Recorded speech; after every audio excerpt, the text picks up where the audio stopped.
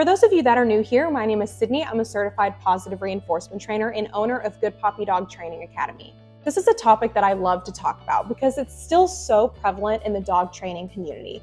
And I have heard a lot of owners reference this style of training or this way of thinking about their dogs. There are so many trainers and organizations that are speaking out against this theory, which is great. However, I still hear a lot of trainers as well as owners talk about this way of thinking with their dogs. And this theory is dominance theory. Dominance theory is based off of this idea that dogs compete for social status, and they compete for resources like food and shelter, and they compete to be the alpha of the pack.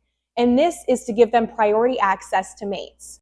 In order for us to understand how dominance theory made its way into the dog training community, we first need to talk about wolves.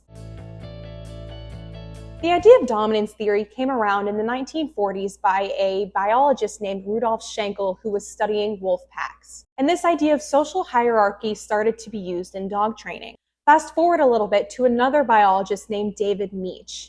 He wrote a book in 1968 called The Wolf: Ecology and Behavior of Endangered Species. One of the pieces of information in this book was about the alpha wolf. Since publishing that book, David Meech and other wolf researchers have figured out that this idea of dominance theory as well as alpha wolf are inaccurate when it comes to wolf packs and their behavior. A male and female wolf become the tops of their pack by mating.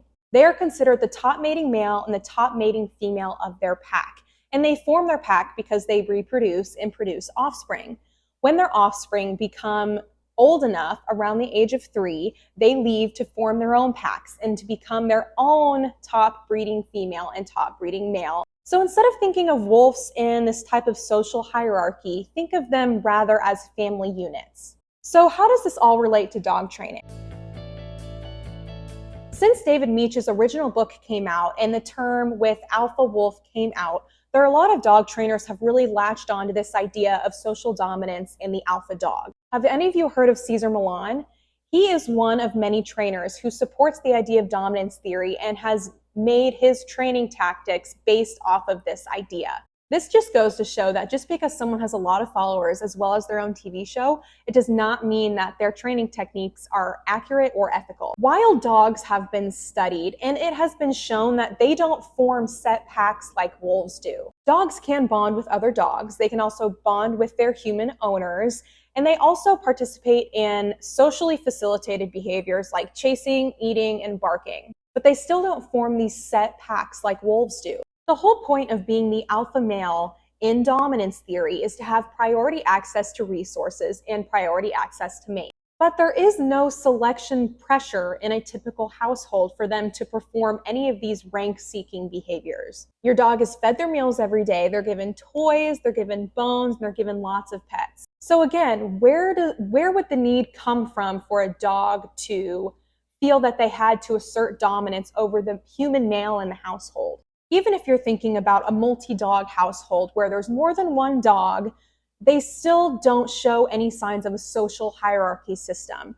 Dogs are more motivated by their own internal motivations like hunger, thirst, whether they want a certain toy that day, whether they want a certain bone that day. So again, where would this pressure come from for a dog to be more dominant over the other? And you don't really see your dogs competing for a social hierarchy within the home. So if you ever hear another trainer or an owner tell you that your dog can never walk through a doorway before you, they can't eat before you, they can never be higher than you on furniture, and they can never walk in front of you on a walk, tell them that these ideas are all based off of this original dominance theory, which has been disproven and is not accurate in your dog's behavior. David Meech has his own website where he cites all of his studies that have been done since he published that original book disproving his original idea of the alpha male. And I will put a link to that in the description. The American Veterinary Society of Animal Behavior, quote unquote, recommends that veterinarians do not refer clients to trainers or behavior consultants who coach and advocate dominance hierarchy theory and the subsequent confrontational training that follows from it. They have a whole position statement devoted to explaining why dominance theory is not accurate in your dog's training, or to explain your dog's behavior, and I will also put a link to that in the description of this video. If you want to hear about any other topics in dog training or any training tips, type it in the comments below and subscribe for more.